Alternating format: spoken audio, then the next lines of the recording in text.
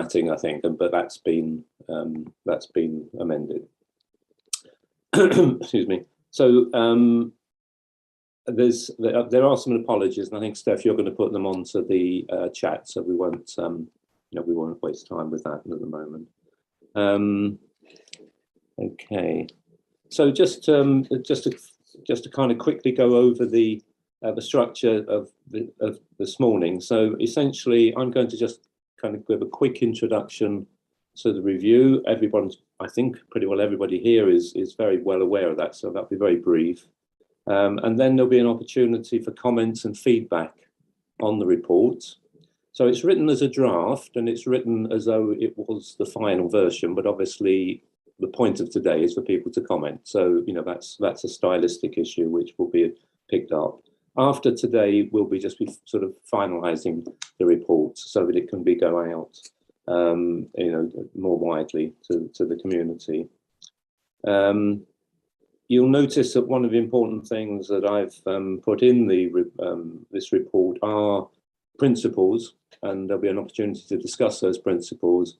And also going forward, looking into the next stage. So the whole purpose of this commission was to kind of gather information from the community, also looking at statistics, local and national statistics, as much information as we could get.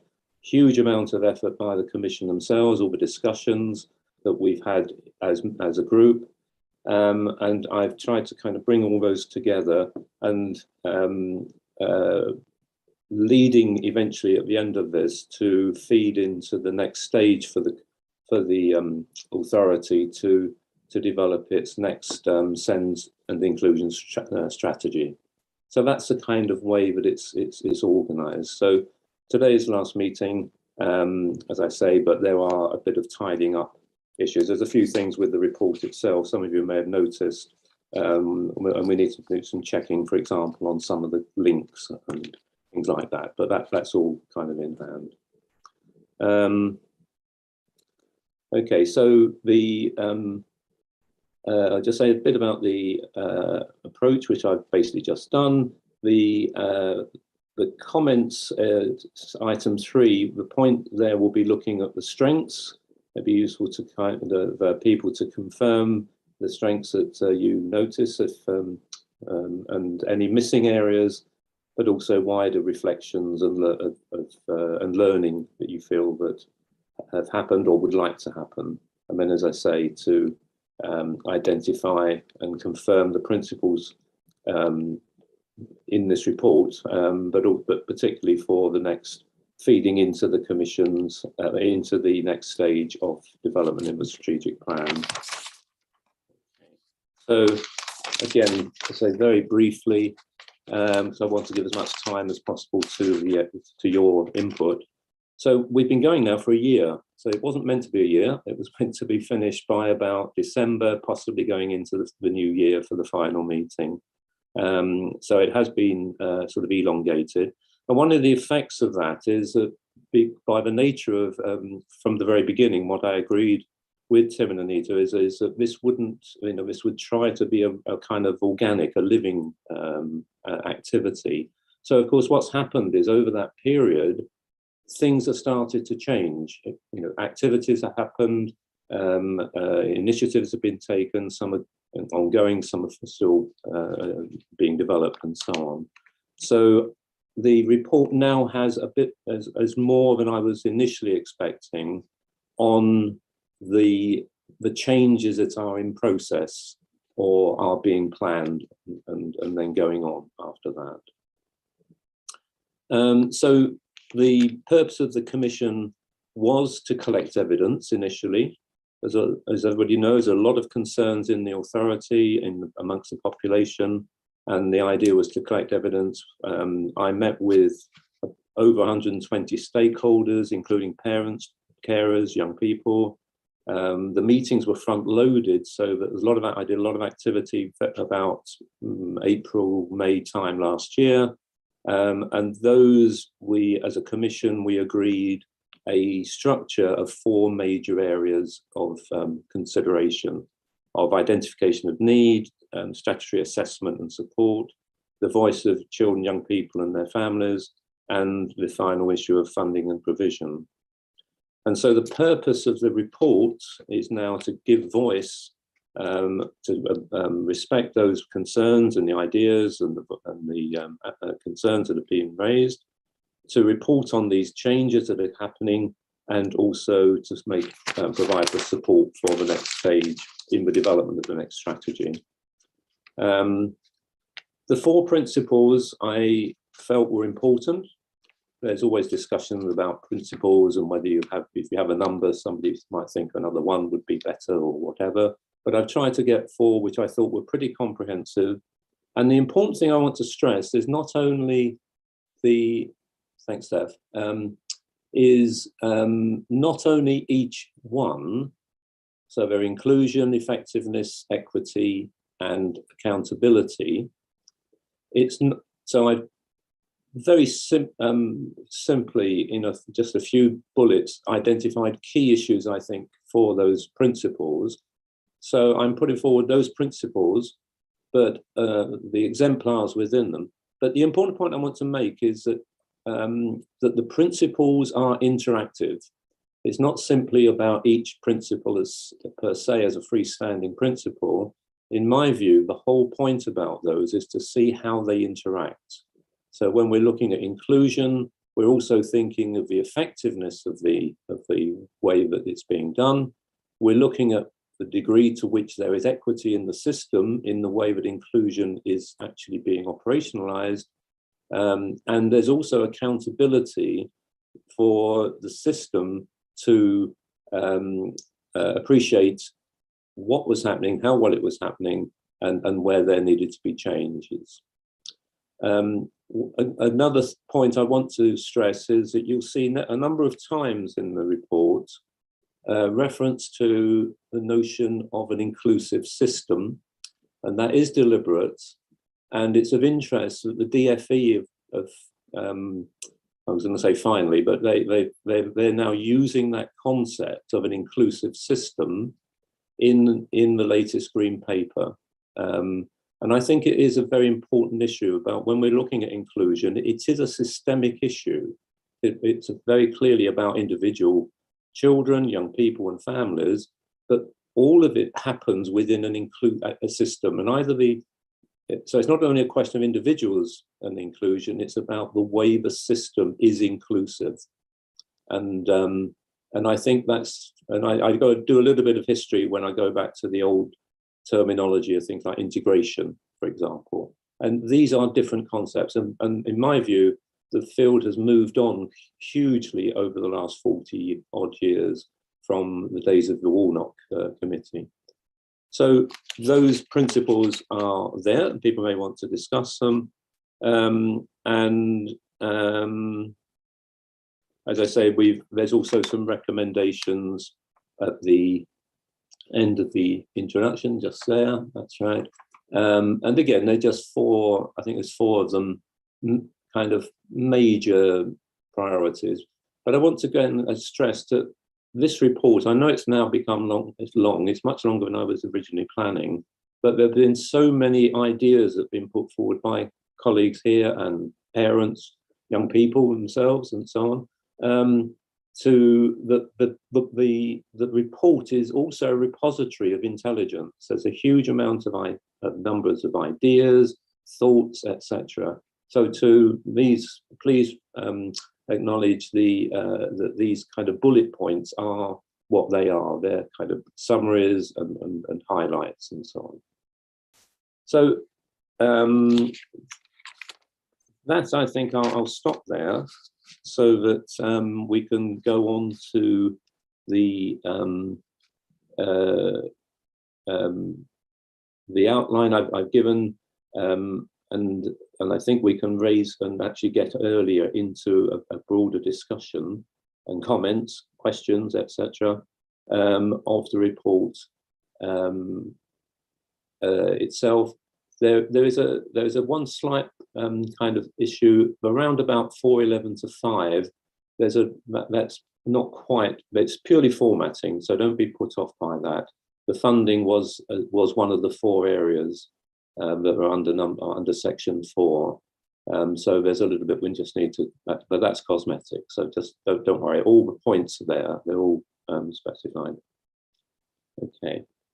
So I'd like to throw it open now for comments, and Steph is going to organise me and us so that this will hopefully run fairly smoothly. Over to Steph. Did you want to make any comments just in terms of the organisation next, or? Yeah, just to say, obviously it's quite a lengthy report, and that was intentional, I think, Jeff, because you want to make sure that everyone's kind of views were well represented within it. Yeah. I was going to suggest that we start by thinking about those 4 principles as our kind of starting point in terms of our discussion, and then we think a little bit about the kind of wider content structure, things that are missing, and then kind of wider reflections. But Anthony, I can see you've got your hand up, so if you want to kick us off, then go for it.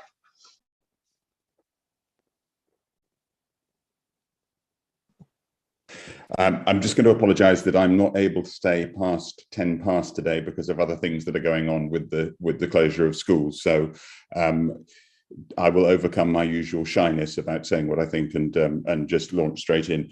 I feel a very mixed feelings on seeing the report, partly because, you know, I think we all have to recognise this is a step in a journey, and while that's a cliche, I think it's a particularly relevant one here. One could never have, you know, a report by a commission will not in itself solve any problems. It is guiding us towards some solutions. And I want to say first, I think there is a lot in the report that is valuable, that I personally, you know, my experience of working with inclusion in Newham, there are things in here which need to be said in terms of the experience of young people. I think possibly in terms of overall tone, to me, it understates the damage that some young people have suffered as a result of our not having had an effective system up to this point. I think it's very measured in its language, and I suppose that is one of my first points, is whether when reading the report it sufficiently reflects the degree of distress that some families, and indeed some people working with those families, have experienced. However, in terms of the recommendations going forward, I note, and I'm pleased to note, in the suggested actions on page 35, clear processes, it's suggested as a future action, clear processes and peer challenge for settings who repeatedly refuse to take children with additional needs alongside legal challenge where necessary. I'm not sure how much that then figures again later. I think that is a particular challenge for the local authority, because as some of us were discussing recently, it is not entirely straightforward how to make that challenge. And I would welcome, if it is possible at this stage, to put in a reference to the transparency of the information available about where students go. Because I do think that the only way that we are going to, in some cases, shame some of the schools that have been actively discouraging students from coming is transparency, as well as the clear process and the challenge. So that is a specific suggestion, Jeff, that we might put in a reference to that. I am very pleased overall that we have the reference to using capital funding to develop further provision, and I applaud the local authority for what it is doing up to this point, because it is clear that there are capacity issues. But major capacity issues, and also a great waste of money and a lack of genuine inclusion in students going out of borough when we should be able to meet their needs in borough. But I think that leads me back to the disproportionality issue, and another point that I feel concerned that we are perhaps missing an opportunity to make is that there is capacity within our schools to have more students with SEND if all our schools were equally inclusive in their approach. We also, if I could just link on to that also, Jeff, the question of equity. I don't think, and forgive me if I've missed it, in reference to equity, there is a reference to what I think is a real equity issue, which is that SEND students with high levels of need in Newham are less likely to attend a secondary school which was previously rated outstanding. And I believe that may be the case for primary as well, though I don't have the data. But in terms of its provision that meets young people's needs, why should it be the case that if you have a high level of need in Newham, you are less likely to go to a school whose most recent rating was outstanding than another school? That is a point we've raised previously, and I feel it's a significant point in terms of equity. And if we're going to have the equity principle in there, I'd like to make a case for that reappearing in there. Finally, if I may, I think that my biggest worry in a way is about the four conclusions at the end. I would suggest that in terms that training is a lesser need than effectiveness in relation to consultation processes and placements for young people.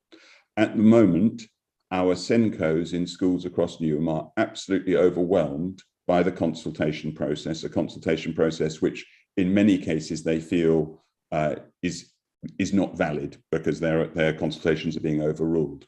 And I won't labour the point. Jessica and others have been very patient listening to me on this, and we're working hard to address some of the knock-on effects of the issues around consultation.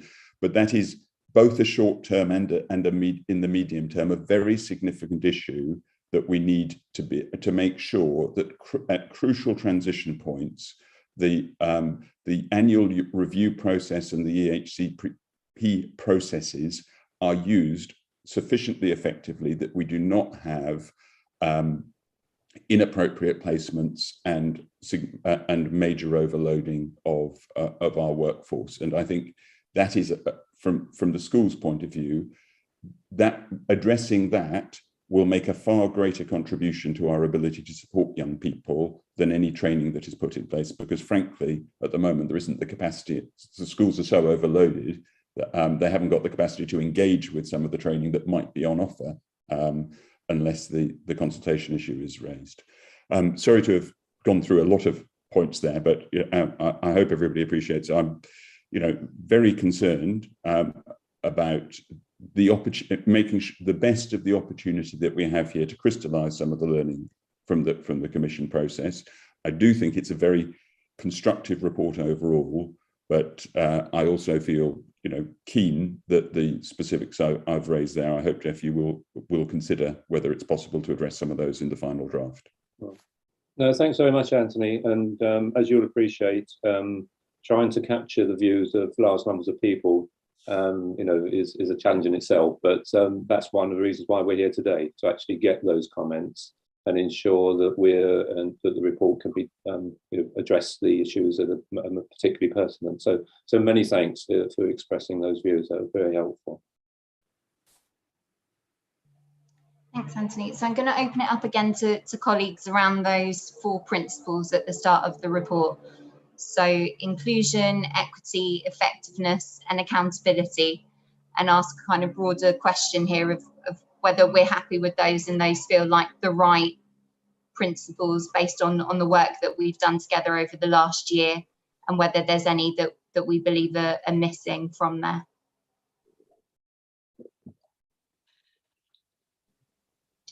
Generally seeing a few nods. Marie, would you like to come in?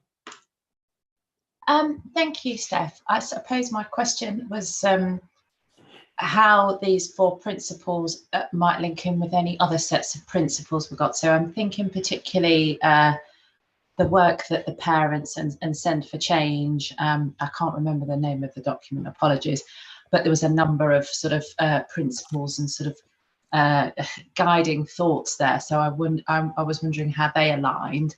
And if there's anything more broadly, but I think they were the two key things to see how they joined up. The family challenge. Thank you, Jessica. So I'm happy to pull that up in a second and just cross-reference, but I believe I have done this previously, and that they are very much the shared principles. So that point about equity was incredibly important to our families. And I think the system overall, I think that came up a lot in discussion with stakeholders, and that sense of accountability as well. was key throughout the family challenge document. And obviously that related very much to the written statement of action and wanting to see kind of named individuals against actions with timescales. So starting to embed, you know, what good accountability looks like into the way that we deliver improvement work. So my kind of overall understanding is that those principles align very well with what was in the family challenge document.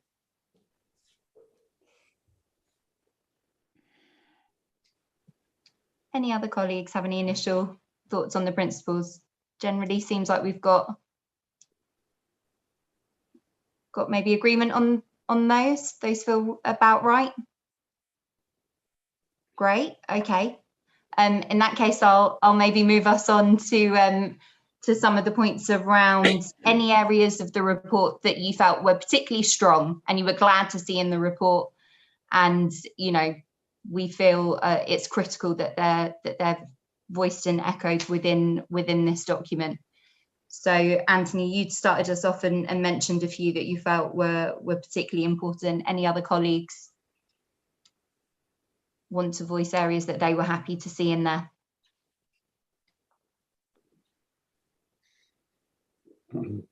Go for it, Melissa. Hi, thanks. My name is Melissa Mcauliffe. I'm Lead Commissioner for Autism and Learning Disabilities and Adult Services. And I was quite pleased to see that there was a focus on the current practice of young students being sent out of borough, because that poses a lot of difficulty during transition and in adult services, because people become quite settled out of the area, and we find it quite difficult to keep with our practice to try to keep people in the borough and keep them connected to their families and their networks. So I was very happy to hear that. Thanks. Great, thank you very much, Melissa. And I can see Tony is agreeing with you on that point as well. Tim, can I bring you in? You can. Hi, Steph, can you sorry, hear me? wrong Tim. Oh. It's you, Tim. Sorry, not me. Can you hear me? Yeah, fantastic. Sorry, and apologies, Steph, this was for the previous comment, and I had a distraction just briefly before, so I don't know if it was covered when you were discussing the point about equity.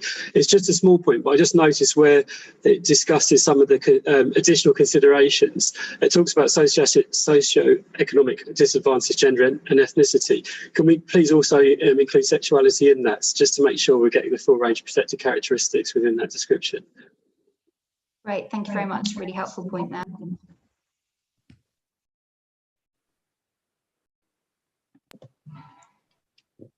Other Tim, do you want to come in? I'm very happy to. Yeah, no, thanks, Steph. I mean, just the points. I mean, I think it's a really good report. I agree with the 4 key principles. I think they cover the key areas. I think Anthony made a very good point about accountability, and I know I suppose one of the things I wanted just to sort of flag is that relationship between the Commission's report and then the actions that come from that report, which will need to be, I think, expressed through through a new send and inclusion strategy, which I know we're planning to publish in the autumn term. And I think that will be sort of the real challenge, won't it? Is how we as a partnership translate some of the findings and recommendations in this report into a strategy and an action plan that can be put into practice. But I think Anthony made some really good points, which I agree with. I think that point around transparency and accountability, it will be important to think about how we make that work in practice and how we hold the whole system to account. So I think there's some key bits of work around how we use resources, how we enable better, greater equity. But I think that what's critical is going to be, you know, what is the governance around that transparency and accountability, and how do we make sure we have an effective system at holding providers, sectors to account. Thanks, Tim. Can I bring in Councillor Lee Barkway? Thank you. I just wanted to pick up on a couple of things. So I agree with Anthony when you made the comments in regards to understanding where we've come from and the impacts it's had on families and young people. I do agree with that, but I also would just caveat that with, we know what we know and we accept what we know, and we can sympathize and be empathetic to what it is that has happened previously. But this is very much about learning from what we know and moving forward in relation to how do we get this better for children, young people and families in the borough. So I do agree with that. However, I just want to pick up on 2.7, provision. It speaks about the percentage of young people with EHCPs that receive provision in mainstream schools has increased from 37% to 63%. I would really like to, and I'm not sure if it's the remit of this report, but I think it's important to maybe talk about outcomes for those young people. It's all well and good having children in provision, going back to what Anthony talked about earlier in regards to, it was my type of language, naming and shaming, but it was more about making sure this is equitable for everybody, no matter what provision they are involved in, those young people. So I guess my question would be, would it be possible to maybe talk about children's outcomes? Because a child can be in provision, in a specialist provision or a mainstream provision, but end that provision not actually having progressed.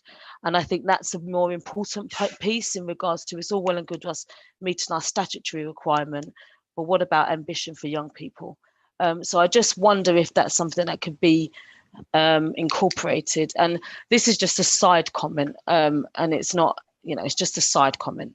Reading further into that paragraph in 2.7, where it talked about specialist provision, it pains me to see that in actual fact we've reduced our specialist provision for children with EHCPs. An EHCP is a document which should support a child because they require specialist provision. But it would seem, and I do appreciate that inclusion and how we work as a borough in regards to including children, there are many children here that do require specialist provision. And then we talk about the elements of children having to go out of borough. So I just wonder, is there something around that that needs to be tightened up if we're thinking about ultimately what SEND provision is about? The informative years is early years up to 25. That's what the HCP covers you for as long as you're in education. So I just wonder how we can bolster that a little bit more to really actually show intention rather than just giving a broader view, if that's okay, if that makes any sense. Thank you.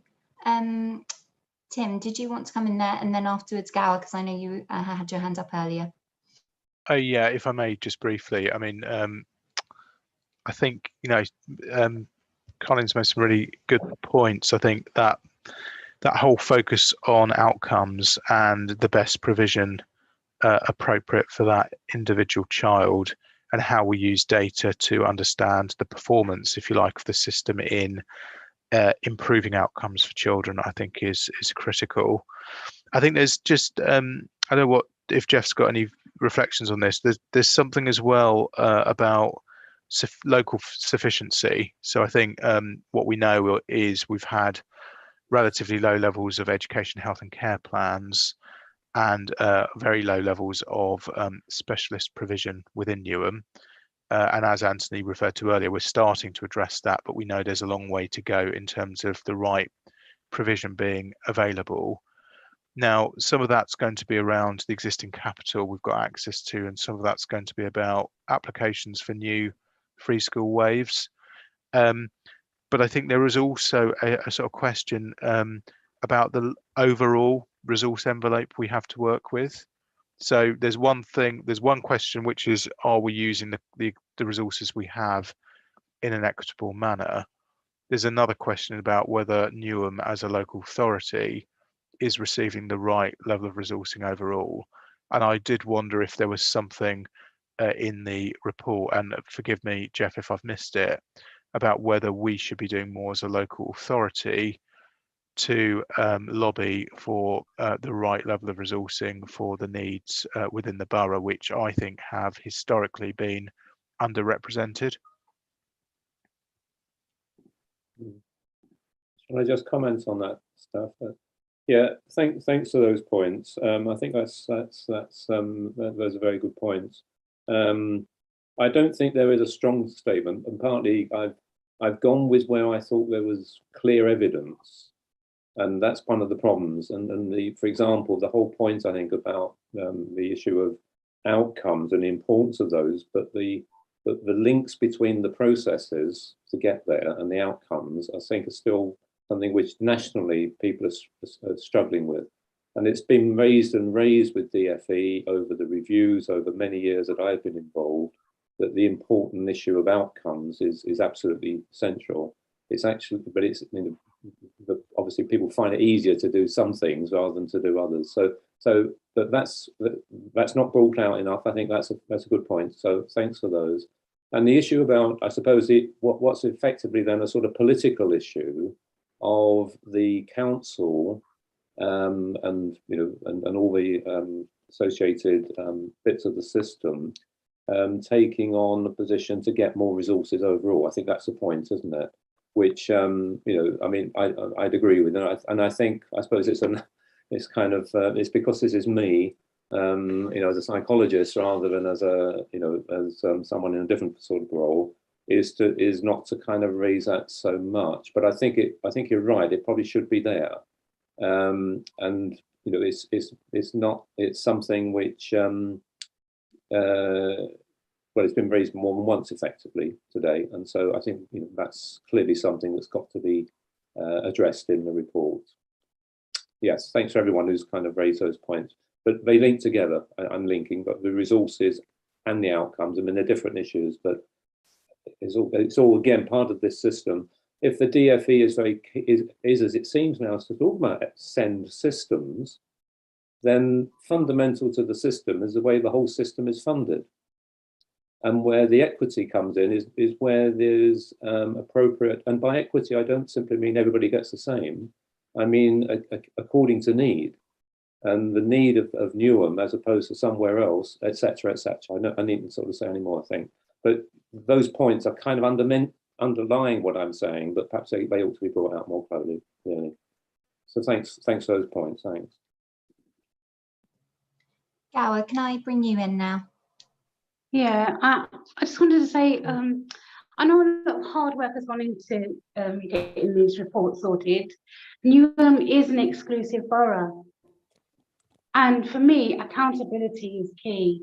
Like Anthony said, there's a lot of damage being done in the past and a lot of distressed parents. So what is being done to support those families? And you've got loads of families that are not known to social services. Especially the complex health needs children, what is being done for them? And all it takes is a social worker to ring on a regular basis. I know you have reviews, but a lot goes on in families' lives when you've got complex health needs. And all it takes is a social worker just to ring up, not hours and hours, but just a few minutes. How you doing? How's the family? But I think that's what Newham needs, is that, that rapport with the families. And obviously all children's needs are all different, but it's getting in before it gets to a crisis. And you've got all these new families now with newly diagnosed children. Newham needs to stand out on the board now, and not to be in the news just for poverty reasons. And the summer holidays, you've got all these children now home for 6 weeks. I've said it before, summer holidays happens every year. What's in place for the special needs children? Not a lot. What is in place is only for a few selected people. And you've got all these young people, a bit of life skills, a little bit of work practice, writing, very, very basic stuff we could do. The money's there, and it needs to be used in a more better way. We can't let our young people down anymore. We've had 2 years of COVID, and transition is the worst part of the report. So come on, we need to get our fingers out now, and we need action and get our young people on a better footing. And so accountability for me is key. Thanks very much, Gower. I'm going to bring in Councillor Lee Parkway again. Thank you. I just in relation to your, and I totally agree with you, Gower. Thank you for that. Just in relation to the question that you posed in regards to anything that stands out in the report for you, I just want to commend everybody that's worked so hard on this. The voice of young people. You know, we can criticize and say we should do more, but actually the fact that young people's voices are being heard in this document, I think, is something we need to be proud of. That's not always happened in the past, and actually the fact that it has in this space, I think, is a really important thing that we need to just take heed of.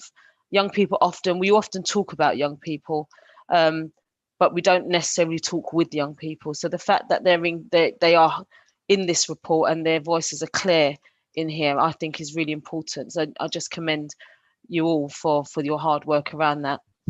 I do just want to pick up on, sorry, I've got to run back into the report. There was something in here that I picked up on, and I guess it goes back to a point that you made regarding the political decisions in relation to funding. And I hear you very clear, and I would take that away. And that's something we are working on as an administration, about how we campaign better for the money that we deserve here in the borough. We're classed as an outer London borough, but we've got inner city problems, and we just don't have the right money that comes for us. So yeah, I guess only thing I would like to just maybe this is a little bit tongue-in-cheek, and I do apologise. This report has been written in regards to where we're at currently and what's happened in the past. Obviously, there are going to be things that we are going to encounter as a society, and right now, at this moment, we're encountering a cost of living crisis. How does this incorporate into this document? Because this will impact families, some more so than others, in a time where things are very stretched as it currently is. So how does this document, does it sit with something else, or can it tie into another document that's being written? I heard Tim Aldridge make reference to another document. How is it we incorporate what it is that we know, what it is that you've reported on, to current needs? We've all just gone through a pandemic. None of us would have thought we'd ever go through that in our lifetimes. Life has completely changed to so many, and lessons have been learned. Are we really truly learning from those lessons, or are we just going to go on as business as usual because we're conditioned to do that? Just wondering how this document really kind of captures what's going on in society.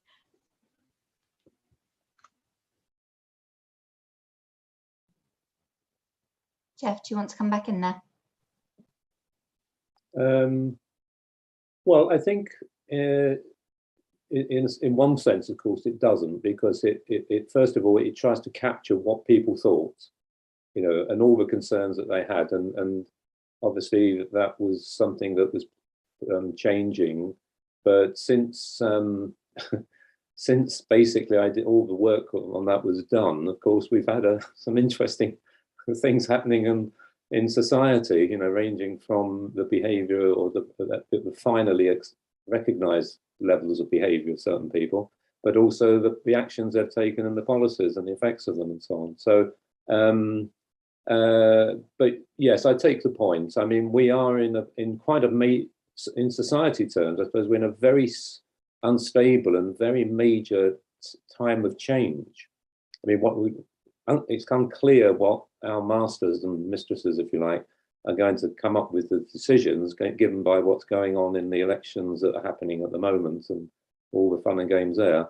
But I mean, the whole point you're making is a good one. I mean, we don't live in a sort of a bubble, and it's not a time bubble. I mean, what the position that Newham will be in various ways in 6 months is going to be, is going to highlight even further the levels of disadvantage, socioeconomic disadvantage that are here. So yes, I think that needs a bit of thought. I mean, it's a very good point, but I think that's very useful for our sort of next stage of making some changes to the report as it is. Thanks very much. I might be able to come in there a little bit around some of the kind of wider work that's happening and how some of our documents kind of interact together. But one thing that that public health colleagues have been supporting us with, and Jessica can talk more about this, is doing a kind of appraisal of the current system and what's happening, and particularly looking, as a commission we looked particularly, didn't we, at autism spectrum disorder, and currently within our health services, whether how that's affected diagnoses recently, have there been any changes? So we have done a piece of work with public health colleagues to kind of give us more of that current picture, and the intention behind that was that information would be very much part of our send and inclusion strategy moving forward. And obviously a lot of the work of the commission is to kind of set the foundations for that strategy and give us that sense of direction. So I think this won't be a document that we use in isolation. It will be used with the written statement of action, with the inspection report, but also with these kind of more local bits of intelligence that we're picking up as we go, because I think that's going to be really, really critical for us understanding, as you say, the kind of very big changes that are happening in Newham as we speak. Tim, would you like to come in? Yeah, no, thanks, Steph. Just following up on that, I think you're absolutely right. And as Jeff said, this was commissioned for a very specific reason at a particular point in time. And obviously the world moves on. It doesn't wait for us to publish this report. I think just a couple of things. One, I think, it's right we conclude this process and keep to the sort of boundaries we set, or for the report itself. I think when it comes to the send and inclusion strategy, that's going to have to think about how we implement those recommendations in, the real world, if you like, and taking into account some of the issues that Carleen and others have flagged. I think it will need to align with other work that's underway, such as the early help strategy, the family hubs work that's going on, and would have to see how the SEND system fits with the wider sort of social care and early help system, for example. Also, I imagine we'll have to take heed of the direction of travel of the green paper, and I'm sure we may not know exactly where that's going by the autumn, but we should have some sense, I think, at least of some of the themes that the green paper is going to explore, and I imagine we'll need to respond to further developments in that area as they sort of arise. But yeah, no, agree. Any strategy and an action plan will need to respond to other key things that are going on in this area. Great, thank you. So I'm going to move us on slightly then to any bits of the report that we felt maybe were missing, any kind of key aspects that colleagues really wanted to see in there. And that might be just about considering whether all of the relevant partners are well represented within the report. So just a kind of point of reflection there for colleagues. Is there anything you expected to see that potentially isn't in there at the moment?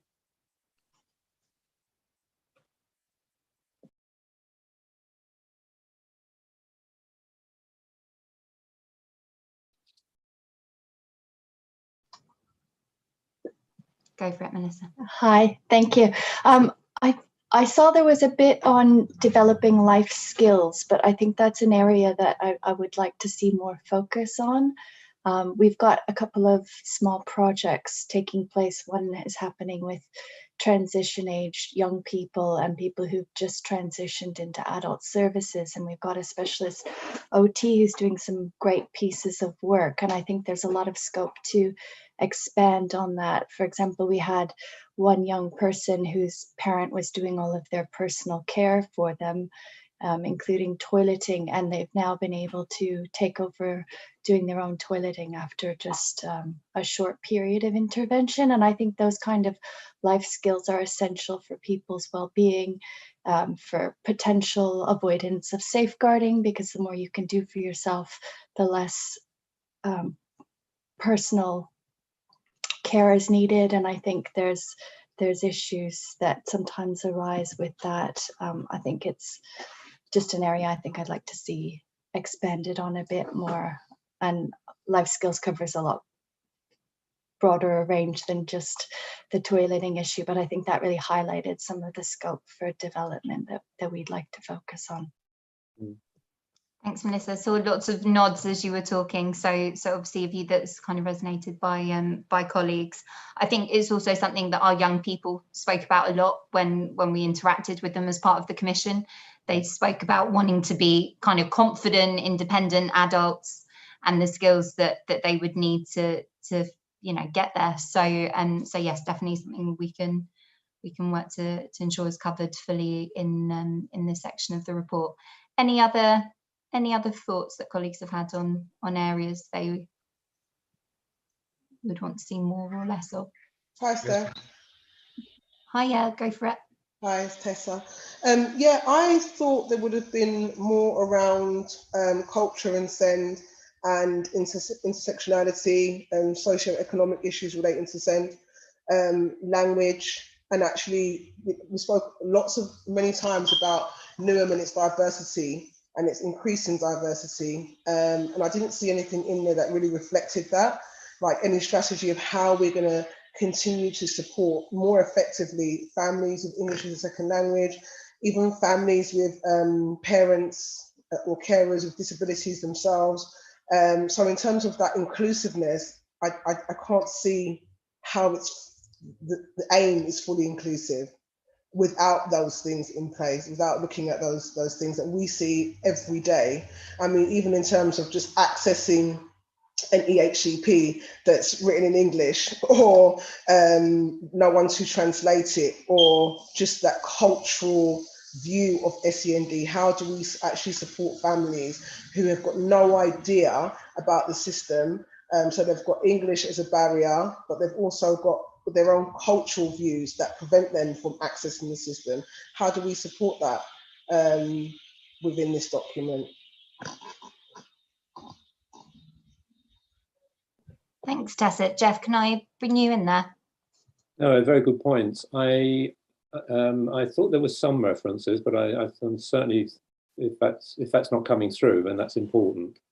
And as you say, and again, one of the things I was trying to do was to indicate this is a very complex issue. It isn't just any one thing. It's not just about ethnicity. It's not just about the money. It's not just about social disadvantage. They all tend to interrelate, and there's a kind of some people kind of get one and then two and then three and then four sorts of challenges in their lives. But the notion of inclusion, which I was hoping was there, was that it was also about society. It's not only the education inclusion that we probably focus on particularly, but also we're talking about inclusion in life, in communities, and so on. And that relates to all the sorts of different types of important factors that you've referred to, and others as well. So yeah, so that needs to be checked and see if that needs to be brought forward a bit more. So thanks very much for that. Yeah, I agree, Jeff. I think it does need to be a lot more explicit, because you're right about social inclusion, but that intersectionality is so important, and it's something that affects on the ground. Really, it has a massive impact. So in terms of relating to SEND, I feel like we need to be looking at ways in which on the ground in schools in LA, how we are actually supporting families in that way, and not just kind of looking through a keyhole at the child's needs, disability, obviously looking at strengths as well. But I don't think that that's happened and that's happening, and I think there needs to be a much larger focus on that. Yeah. Thanks, Tessa. Very nice. Councillor Lee Parkway. Thank you. I was actually going to mention the same that Tessa, so obviously we're on the same page, but I do just want to highlight one or two other things just in relation to what I think is missing, or what needs to be, I don't think it's missing because it is in the report, but I think it needs to be bolstered, is that connection, the interworking. I see it as a hand in glove work with health. I think it needs to be bolstered a little bit more. Actually, as much as I know the local authority have a responsibility, so do health partners and so does education. So that whole partnership, I think, needs to be bolstered a little bit more. And, you know, we spoke earlier on, I can't remember, I think it was Gower mentioned, you know, where the borough has issues of high levels of poverty and diversity and levels of disadvantaged. But I actually see that as our strongest asset. We are all those things and we accept that, but that doesn't mean we're not going to amount to anything. And in this report, I would like to see the aspiration that we have for families and children, young people and families. And then also, I can't see it in the document, and maybe I've skimmed read it, I've missed it, but I can't see the impacts on families in regards to parents, those carers, where systems are broken and where systems have failed in over time. There is a long-term effect that has on the mental health of families, those carers, those guardians. And I would like to see that teased out a bit more, because if it's teased out, then we're able to deal with it, because then therefore it's out there in the open.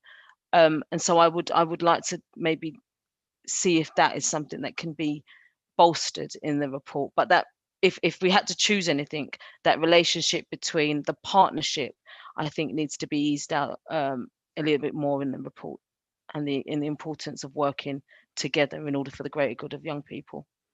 Yeah, thanks for that. But I think both those points are important. You know, it's not an either or. I think you're quite right. So that the issues about health and education, social care, you know, the charitable community, BCS and so on, you know, all of that is perhaps, if it's not coming through, you know, that can become more clearly.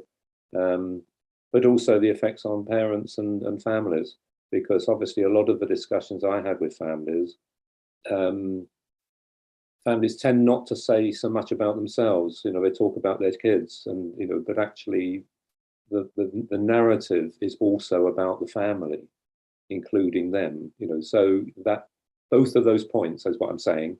You know, it's not a question of finding room for one and not the other.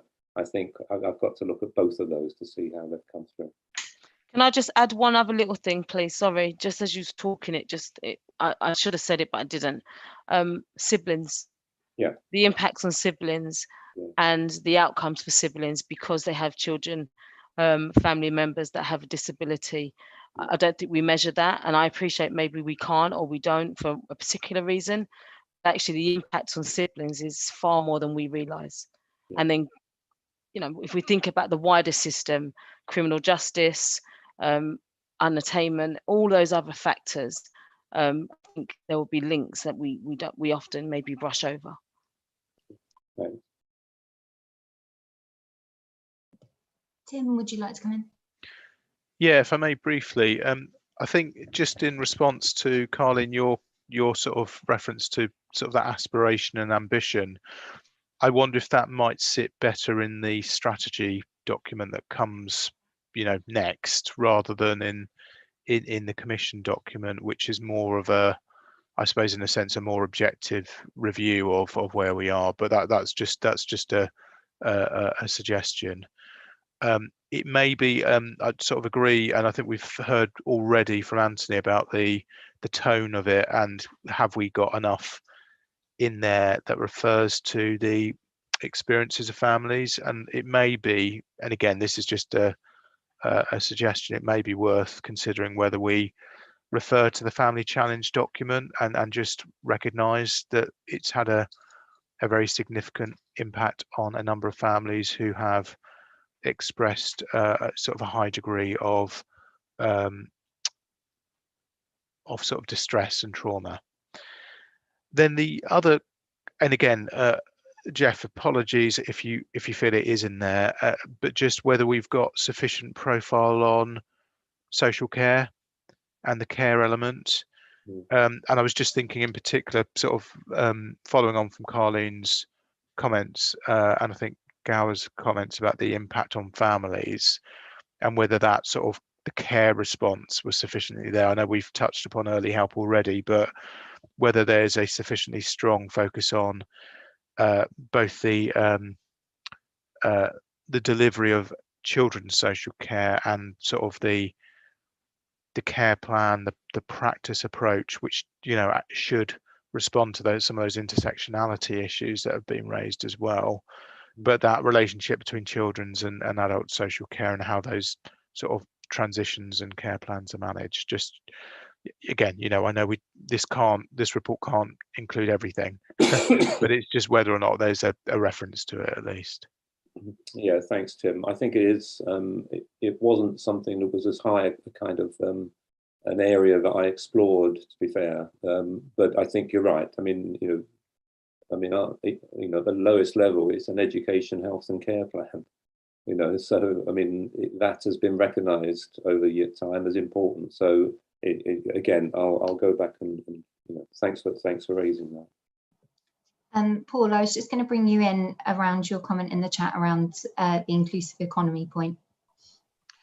Yeah, it's just, I mean, it really is only to say that obviously the council has invested significantly in the inclusive economy agenda with several very clear priorities around that. So it would be an oversight if there wasn't a reference to inclusive economy, because of course Newham is taking an ecosystem approach to inclusion. So that would be a disconnect, I think, if that didn't appear. And it also sets a mandate for the wider economy and wider council departments to be supporting the ecosystem for inclusion.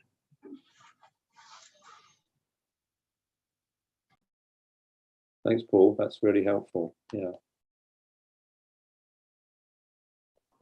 Okay, so moving us on then to our kind of wider, just any kind of wider comments on the report. So we spoke, didn't we, about tone? That's come up a few times, whether it feels measured and balanced, and I guess reflective of all of the viewpoints. So can see some comments around, that we've had some comments around, really reflecting that lived experience and how difficult it has been for many families. So that's something that obviously can be addressed.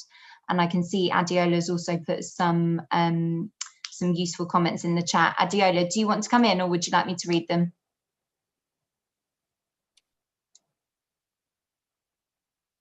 I'm not sure if Adeola is having some difficulties with her tech, so I'll just go through here. But interesting kind of points being raised. So a lot around good work, but is it still happening in silos? So picking up on that point around it needs to be education, health and care, as well as the wider community kind of working together. Widening participation, accountability and inclusion seem to agree with the principles there. Picking up transition as an issue. Sorry, we've got raising aspirations, so something that we've been talking about, and gaps in providing for children who are not classed as complex and might not meet that kind of transition criteria. So I think some really useful points as well for context in there. I think there's probably a mix here that Adeola's put in that are things she feels maybe are gaps in the report, and kind of seconding of some of the views that have been expressed already. So we can look at that in a bit more detail, Jeff, when we go through all the comments from today. Sandy, can I bring you in? Thanks, Stephanie. I've been listening to everybody's comments, and I can really feel so many of us want things to be highlighted to add some strength. And I think what I was looking for from this report is something that we could use moving forward for that strategy. And several other documents have been mentioned as well, which should tie together. And really, I do think the most important word is accountability. And I do think that it should be a document that we can all use across the piece, everybody in the partnership, to bring that accountability to bear on each other, in effect, but obviously on those officers and their departments that have got that responsibility. And so I do notice, Jeff, the word should quite a lot, and bearing in mind how the DfE use should and must. Maybe we need a must in there just once, because I think that would strengthen things. Particularly, I'm looking at page 37. Monitoring the SEND system should be fundamental to all in the local area partnership. Why can't that be must be fundamental? Because surely It already is a should. And it would mean that moving forward, because we do need actions as a result of all this work. I think the report is great. It's really captured all the discussions. There's obviously, you can't have everything in there, and people have brought up the things that maybe need to be a bit stronger. But if we're going to make all this effort, achieve something, and give us some power to move forward and see those actions really happen, then something like that would just raise that. And I would personally pick any little sentence to achieve my aims if I felt in at some point in the future those actions weren't being taken. The accountability has got to be there for the benefit of the young people, and that's both as a whole, and as I say, I'll pick out any sentence if I think something is not actually happening. The bugbear is then going to be the time that it's going to take to put things in place. And as we move forward, things have already happened, things should continue happening. And if there is a strategy which cuts right across the piece, then we've got to be really clear about what are the things we can fix quickly and well, and what are the things are actually going to need more time, and give particularly children and parents, families, some reassurance that those things are going to happen, notwithstanding all the difficulties of funding and everything else. But to have a real message that this momentum will continue, to make sure that we don't need this again in 5 years' time.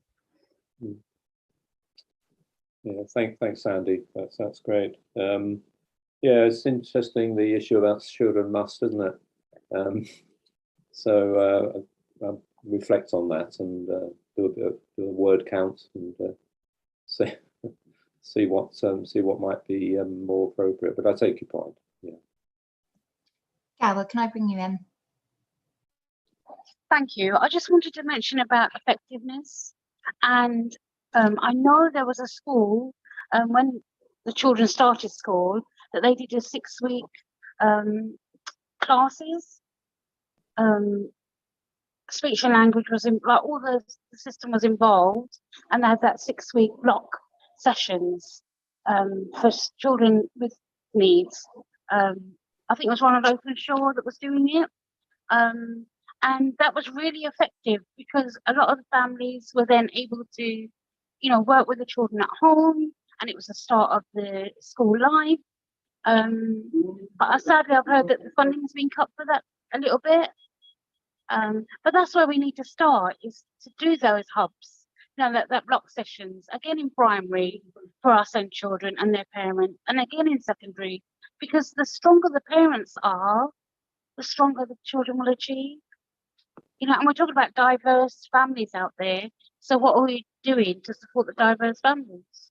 And if we need to do it in another language, then that's what we should be doing, to empower the parents to deal better, you know, to cope better, to feel stronger when they do the HCPs or deal with reviews, deal with social services.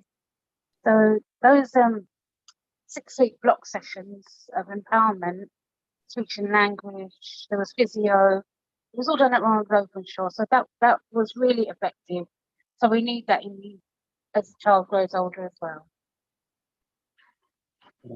Thanks for that. Yeah.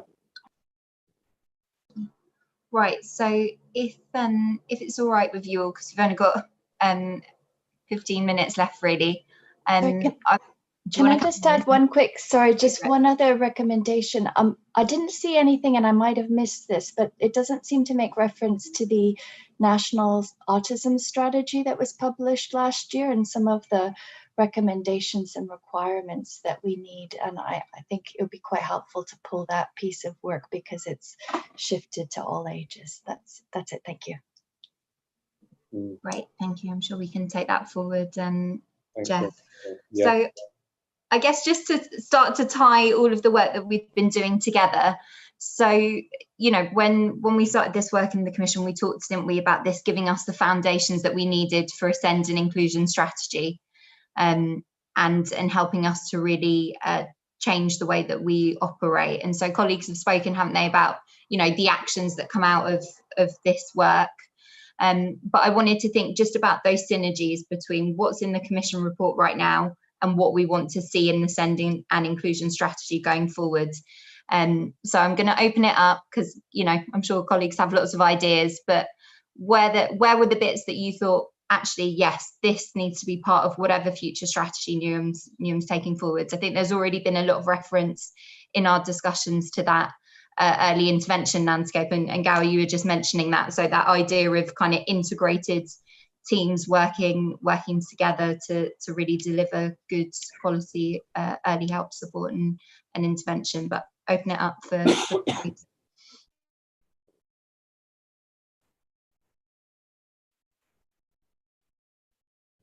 go for it, Jessica. Yeah, so just to acknowledge that, you know, you've referenced, Steph, the JSNA, which is being produced, which will look at a number of things, including neurodiversity, learning disabilities in Newham, SEND education, sort of smaller areas like Newham supported internships, as well as SEND housing in Newham. So there will be a kind of a greater body of data, really, and understanding as a result of the of that JSNA, which will build on the existing Children Young People's JSNA.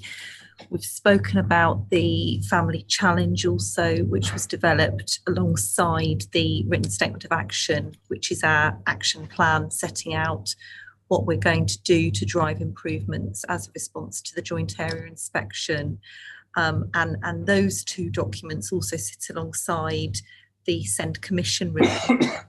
So just to sort of acknowledge that there are a number of pieces of work which will come together to produce, or certainly to inform the SEND and inclusion strategy.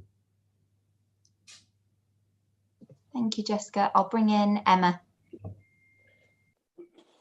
Thanks. I think actually probably Jessica said most of what I was going to say, because I was going to say about really making sure that we're joined up with all the various reports and what have you that we've had recently. And then I think in terms of that sort of key thread around accountability, you know, I mean, obviously as a project manager, I would say it's about having an action plan, wouldn't I? But, you know, I think it's about having a really clear action plan that we produce, that, you know, is co-produced with all of our partners and that everyone takes responsibility for, because I think, you know, it's not just about the SEN team, it really is about how we work across all of children's services and, you know, with adult services in terms of that pathway into a meaningful adult life. So it's really about how we now galvanise all of this really helpful information from this commission report, as well as our written statement of action, into a, you know, a live action plan. Because I think, as Jeff acknowledged at the beginning of this meeting, things have been, you know, work's been continuing at a rapid pace whilst the commission's been going on. There's already been, you know, we've already seen significant changes and improvements, and we need to keep up that pace. So I think for me, it's about how we you know, get a co-produced and co-owned action plan that everyone contributes to, and we're recording that and noting progress and celebrating that. Thank you. Any other colleagues want to come in there thinking about the links with the SEND and inclusion strategy? I guess I just wanted to pick up maybe then on language. So in the commission report, we talk a lot in it around that inclusive system. Does that feel like the right language that we want to see reflected in the SEND and inclusion strategy? Do we feel that that is clear in the commission report, at least? Do we feel like we've got a good understanding of what that system would look like or should be? So quite a lot of nods. So people seem to like that language. Can I come in? Do. Yeah, I think the thing with words, isn't it, is they have different meanings for different people. So I think what would be really critical is just ensuring we are defining what we mean. So I think, you know, we could talk for hours about the semantics of using one word or another. I think what's critical is that we're clear about what we mean by inclusion when we use that term, and we're just explicit about that. That would be my view. Thanks, Tim. Thanks, Tim. Stan, do you want to come in there, Jeff? No, I think, I mean, it's not gone into great detail, and Tim's point is absolutely correct. And of course, as I've mentioned, the Green Paper uses this term, and there's lots of discussion in there. But again, you know, I'm very happy to go back and see quite how clear it is. I think I get the feeling people kind of got a sense of what it's about, but then, you know, as with all these things, as Tim said, I mean, we've all probably got slightly different senses of what they are. So, it is one that's, as it's used as an important kind of concept, it does need to be. I need to check, you know, just how clear it might be for everybody. Thank you, Sandy. Can I bring you in? Yeah, really echoing what Tim and Jeff have just said, agreeing that inclusion is the important word to be in there is a long way from knowing what that looks like and what that looks like for each of us moving forward, and how that even may change over time as our systems and structures do develop. So I think it really needs to be a strong message, but that's the other part of the strong message, is that we need to define that, continually review that we're meeting our vision on inclusion.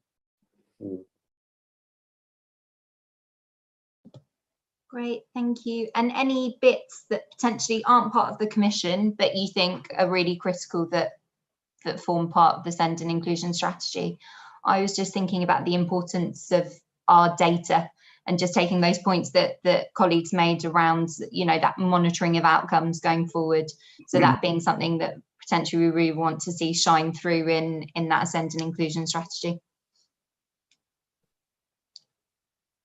All right, well, before I close up this section then, does everyone feel that they've had a chance to kind of comment on the report and any kind of final reflections on it that anyone would like to make?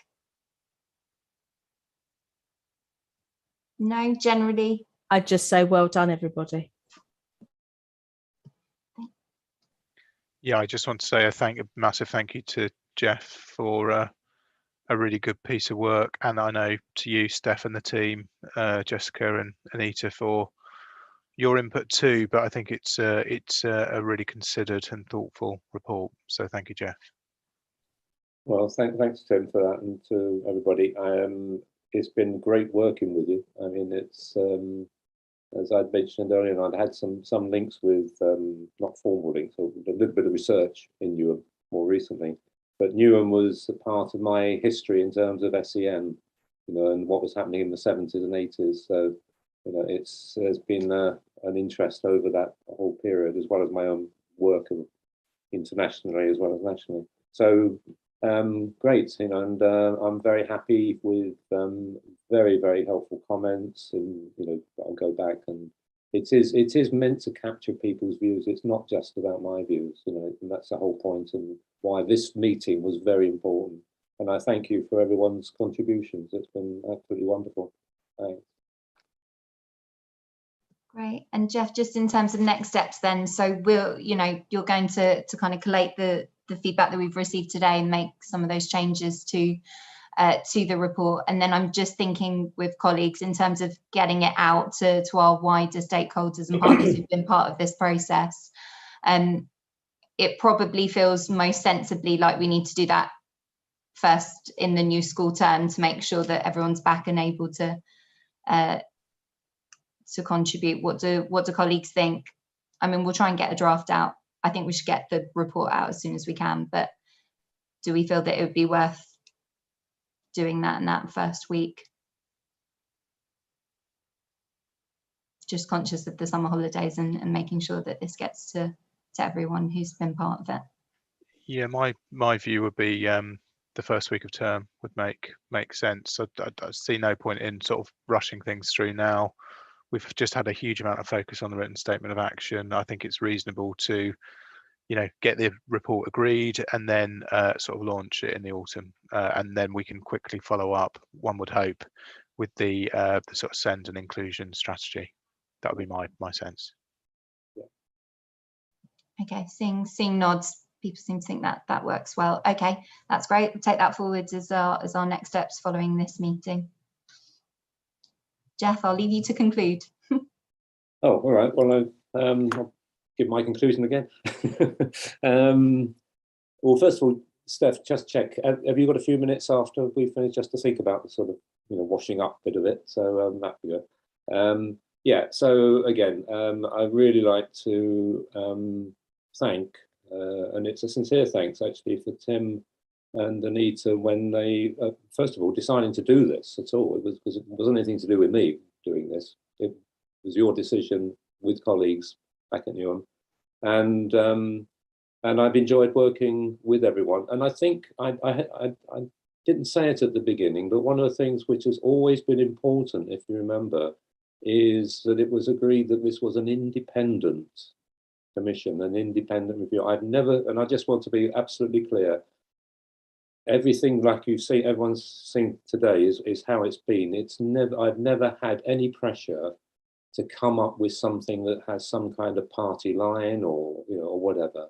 It's everything from every parent who's looking at their own youngsters through to people working in the system and so on. People looking towards improving the system, and it's been totally open. And so this is a way, that I think is very important that people realise that, because so often some of these things are, they are kind of done in different ways, should we say, but that's how it was done here. So thanks very much, Tim and Anita, and also particularly to Steph. I mean, Steph has been absolutely brilliant, keeping me in check most of the time, probably not all of the time, but Emma and Jessica coming as well, and all the others. I mean, so many that I can mention. But the other person I would mention is Hugh, because I think, and that's why there is quite a big chunk on statistics. I haven't made a lot of it today, but I do feel that the importance of statistical and objective knowledge, as well as all the views, both are important. And that's why there's a whole section on it. And I think there's a great benefit that's going to come out of building upon what Hugh and his team has, as well as all the other things. So I can't mention everybody because, it's just so many, but everyone has been so fantastic. And I'm most grateful for helping, and I'll do my best to just kind of tidy it up a bit more to meet the points that are made, which have been wonderful. And wish everyone from Newham well for the next stage. Won't be easy, but there's a lot of goodwill and a lot of competence and skills and commitment and value and the right values. It's interesting how we got those four principles. I mean, they're very important values underlying those principles, and everyone has recognised those. So anyway, I'll shut up, otherwise I'll go on for too long. Thank you, Jeff. Much appreciated. Okay. Yes, thank you. Thanks, everyone. Thank you. Thank you, everyone. Bye-bye. Thanks. Bye. Bye.